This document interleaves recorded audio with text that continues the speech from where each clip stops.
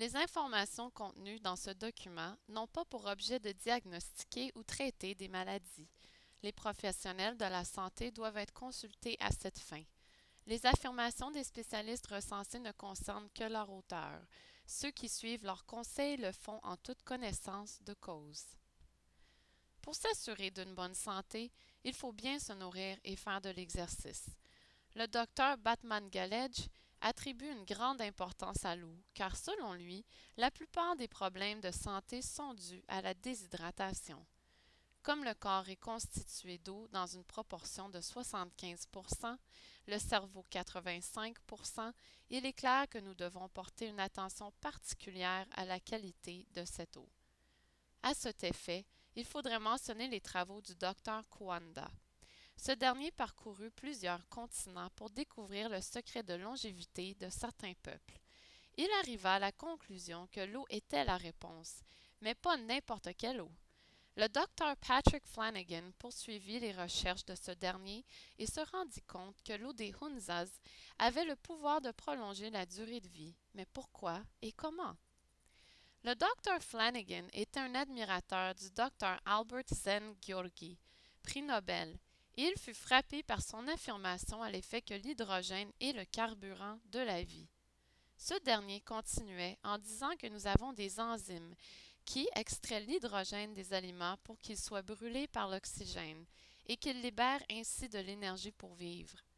Il disait que les électrons ne sont jamais transportés dans un système vivant, autrement qu'associés à de l'hydrogène. Patrick Flanagan arriva à la conclusion qu'il ne pouvait exister qu'une seule forme d'hydrogène pouvant participer à ces réactions chimiques et y amener des électrons, un ion hydrure H négatif. Par la suite de notre histoire, il faut nous tourner maintenant vers un brillant scientifique américain, Ray Kurzweil, auteur de plusieurs best-sellers et récipiendaire de multiples récompenses très prestigieuses. Selon cet auteur, les radicaux libres sont des agents oxydants et déficients en électrons, des molécules hautement instables et extrêmement destructrices pour le corps. Il faut donc les neutraliser. À cet effet, on peut utiliser les ions négatifs produits par un appareil à électrolyse et ainsi protéger les tissus sains. Certains ont des doutes sur la capacité d'un tel appareil de produire une eau alcaline ou oxydante. Ils ont tort. Aussi longtemps qu'il y a des minéraux comme le calcium, sodium, magnésium en quantité suffisante, cela ne pose aucun problème. On peut facilement vérifier le pH à l'aide d'un pH-mètre. Il en est de même avec le POR, le potentiel d'oxydoréduction, qui se mesure avec un millivoltmètre. Plus le POR est négatif, plus il y a de chances de retrouver des électrons capables de neutraliser les radicaux libres. Ce n'est pas le cas du bicarbonate mélangé avec de l'eau ordinaire. Cette dernière est alcaline, mais son POR demeure positif, donc dans l'impossibilité de neutraliser les radicaux libres chargés positivement. En ce qui concerne la flore intestinale, une des recherches suggère que l'eau alcaline produite par un ionisateur favorise une microflore anaérobie bénéfique dans le système intestinal humain et décourage les organismes aérobies pathogènes. On pourrait s'interroger sur les sources des radicaux libres. Il y en a plusieurs. Le simple fait de respirer en est une. Un métabolisme normal génère des radicaux libres ainsi que l'exercice. Les microbes, bactéries, parasites, etc., ainsi que l'alcool et autres substances en produisent. Le stress et les traumatismes sont des sources importantes. Bref, il est difficile d'y échapper. Les dommages causés peuvent être sérieux.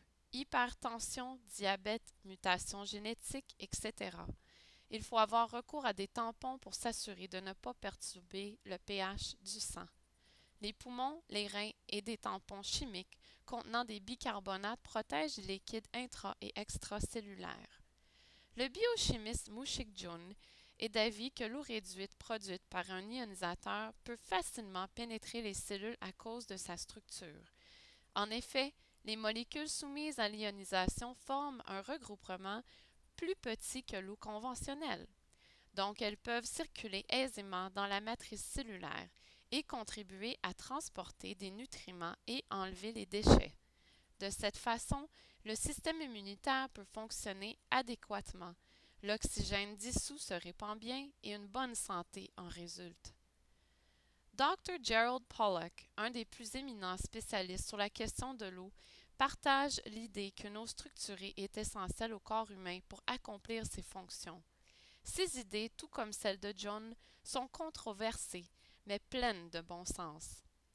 Comme les cellules humaines ont une paroi de la tension superficielle et d'environ 45 dynes par centimètre et que l'eau ordinaire a une tension superficielle de 73 dynes par centimètre, il est clair que l'eau doit être transformée pour les pénétrer.